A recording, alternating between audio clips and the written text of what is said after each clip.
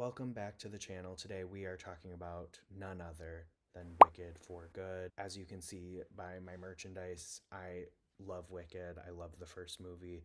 This was very high up on my most anticipated list. Wicked for Good takes a bit to find its footing, but once it does find its footing, it soars.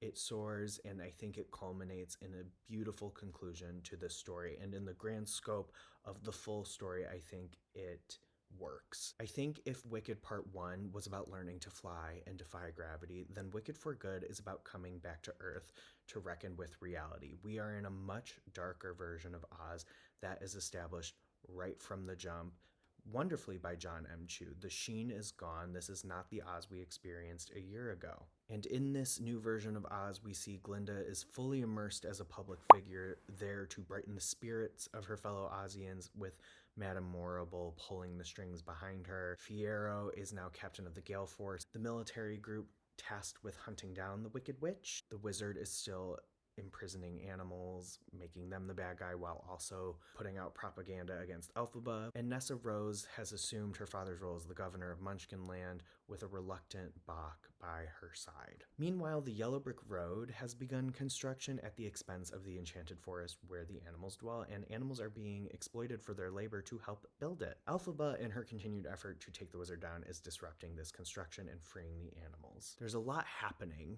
right when we start, and I think my biggest qualm with this movie is it really struggles out the gate to build out that story. And it's not even that the decisions and the additions are bad or don't work. I think there's a lot that works. It's this constant push and pull of additions that flesh out the plot holes against things that disrupt the momentum, and scenes that are straight from the musical that are rushed and left largely untouched. For example, in the show, Act 2 opens and everybody's like, the Wicked Witch, she's raining terror on us, she's awful, oh my god. But we don't really see like why they think that. Obviously, like the wizard is pushing that, but we don't really see why she's continued to like garner up this reputation. Here we get to see Elphaba's acts of political defiance and how they are propagandized against her image. We see that she is actively working to do good. She is staying true to her mission, but it's being thrown in her face against her. And I think that also helps like really land the political undertones. We also get to see a little more of Nessa Rose and how she becomes the leader she becomes. In the musical, when we arrive, everybody's kind of like, Nessa's a dictator, she's awful, but we don't really know why. She just won't let the Munchkins leave Munchkinland. Here we really see what drives her to that point. We really see her struggling with being compared to her sister, but also like harboring this deep anger for her sister in the world. And we see what like really pushes her to make the decision to keep the Munchkins in Munchkinland. And I think that does a great service to Boq later down the road, which I'll get into. However, there's a really pivotal scene from the musical, if you know, you know. In the show, it moves quick. And in the movie, it feels like we're racing to get it done, which is frustrating because there are great performances happening. Also, we get an abrupt flashback to Galinda's childhood in the beginning, and that also kind of disrupts the momentum we're building in the opening numbers. But then you have Thank Goodness, which I will also unpack a little later, and I think that's a great character moment for Glinda. So all of this kind of culminates in like an inconsistent pacing. It feels a little uneven. Once we get to Wonderful, which by the way, this movie deserves bonus points for making me care about the song Wonderful. I've never cared about that song and I really enjoyed it here. It's kind of smooth sailing from there. I think it really just goes from there. As I mentioned earlier, the tone is darker. We're really embracing it, and I think that is when the movie shines the most. There's going to be some real world comparisons that feel very obvious to audiences, but I think it's really cool to have a major blockbuster movie, a major family movie with like a younger audience tackling the idea of a specific group of citizens being demonized by their government, stripped of their speech, and imprisoned. I think that's really important and crucial, and I think if people are finding that real world parallel, we should encourage them. I think that's great. It's in the show, but like I think they really give it the weight and severity it deserves.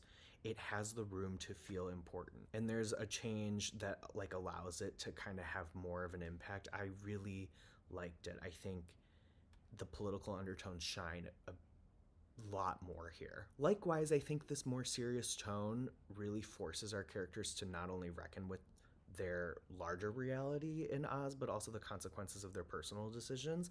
Like I said, the first part was about learning to fly and learning to defy gravity. In this one, they are brought right back down to earth and have to face the consequences of their actions. And that goes for everyone. Everyone is reckoning with the fallout from how part one ended. And everyone is doing a beautiful job. The tone is great, but the performances are what like seal the deal. Ugh, what a cast. Cynthia Erivo. She is the defining Elphaba for me. I think she is making rich, nuanced choices that really bring out this storm in Elphaba's head as she's trying to navigate this decision. I think she is beautifully holding space for Elphaba to harden against the world, and like why wouldn't she finally started opening up to the possibility of things. She started opening up to people and the world turned on her, so she's allowing that to exist while simultaneously exploring her vulnerability and cracking her wide open. Elphaba is simultaneously embracing this label that people want to bestow on her but trembling under the scrutiny of it. I think her most brilliant moment in this movie is No Good Deed. That song brings the house down, pun fully intended. She makes this really brilliant decision to make No Good Deed Elphaba's rock bottom moment. I think in the show and past iterations, it's like this like angry moment. She really brings out like the sadness and the pain of it. You know, she has been thwarted at every turn to expose the wizard, and it's only hurt her image, and she's only hurting people she loves. And as she unravels during that song, I think when she gets to the line about whether or not she was really seeking good or just seeking attention, it's a painful realization for her and the audience. And then we have Miss Ariana Grande. She really impressed me in part one as she carved out these rich layers for a character that I feel like regularly gets thrown into cartoony territory. This time around, I think she excavates her entire soul with it. Her Glinda this time around is so guilt-ridden, and she's constantly attempting to reckon with this life she dreamt that she now has, clashing with the reality that she can't unsee. She is painfully waking up and she is finding it difficult, but she also has this urge at her core to be good. She wants to be good in a meaningful way. So much happens in Ariana Grande's eyes, specifically, like I mentioned in the rendition of Thank Goodness. I think she has this profound understanding of like this moment as Glinda's like struggling to pour positivity into others while also navigating her own complicated life and the loss she's dealt with. And she's really learning what it means to actually be a public figure. I think both of these women really dive into the idea of what it means to be visibly good versus tangibly good, and like really get into the messy weeds of that. They also each get an additional song to flesh out their characters a bit more. I don't think either of them are like as memorable as like No Good Deed or Defying Gravity or As Long as You're Mine are popular, but they do feel intentional in how they're trying to address some gaps in the character journeys. No Place Like Home, Elphaba Song is an interesting moment. I'm still deciding how I feel about that moment.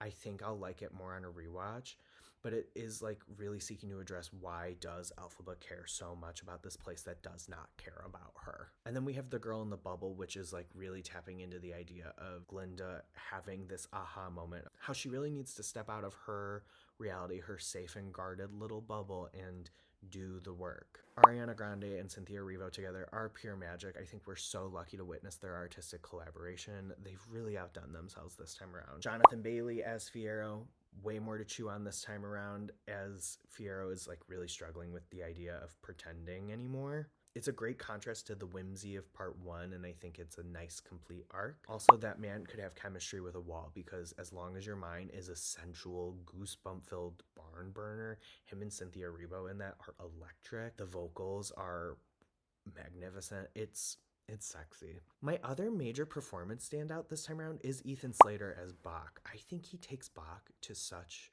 dark places, much darker than a lot of the predecessors have been allowed to go. He fashions this character not just as like a casualty of callousness, but a like well-rounded being whose time has been stolen from him. There's a ferocity there. I won't spoil it, but there's a really wonderful silent moment for him with another character that really just, it always kind of bothered me there wasn't like any like resolution on that front, but I think this gives it. Paul Tazwell and Nathan Crowley both won Oscars for the last movie for costume design and production design respectively, and they deserve it again here. It's really well done. I love how both of their pieces of work really grow with the tone of the piece. The costumes have aged with the characters, they contain way more detail, while the sets kind of lose their fantasy sheen a bit. They're still beautiful and extravagant, but like there's like a darkness in there. And then we get Kyamako where Alphaba stays, and like that set design is beautiful and dark, and I loved it. There's some also really great practical makeup, and that's all I'll say. I think that was really well done. Jon M. Chu's direction this time around feels more intentional as well. I think specifically there's these subtle parallels to the first film that help shatter the illusion of Oz. Like, without going into specifics, but there are some shots that are like pretty similar, but like in the context, in the way they unfold, and like what's happening specifically in the shot, very stark differences. And I think that really emphasizes what he wants tonally. I also think he's understanding the powerful intimacy that can be achieved on film, and he's really maximizing it. So yeah, For Good didn't quite hit the heights in the heights the predecessor did, but I think it's still really great, and it was emotionally impactful. I was a mess by the end. Like I said, once it finds its footing, it soars and it knows what it's trying to say. I think this story is very effective, like I said, about getting into the idea of being visibly good versus tangibly good, and making that goodness count, and how everybody struggles with it. I think it emphasizes the importance of popping our own bubbles and like looking at the world for what it is and demanding more for those who cannot. And I think like at its core, obviously, it's about friendship, but also the way we color each other's perspectives and views, and how we shape the people we come into contact with. I think it really understands the weight of all of that, and how meaningful and impactful that can be. And I think given like the current state of the world, we could use a little bit more of that. I am all for major motion pictures, major family movies presenting that. No, it maybe is a little more surface level than some other films, but I think again, in a major mainstream blockbuster, that's great. I'm sitting at a 4.5 out of 5. Realistically, maybe it should be a 4, but I love these movies. I loved this one. The more I talk about it, I wrote a full review for the outlet I write for, and I like really warmed up on it the more and more I wrote about it. So yeah, thank you so much for tuning in. Please do all the things you're supposed to do with a YouTube channel. Make sure you like, comment, subscribe, share, follow me everywhere. Share this video. I stayed up super late editing it to make the embargo, so I would appreciate it. But yeah, until next time, bye!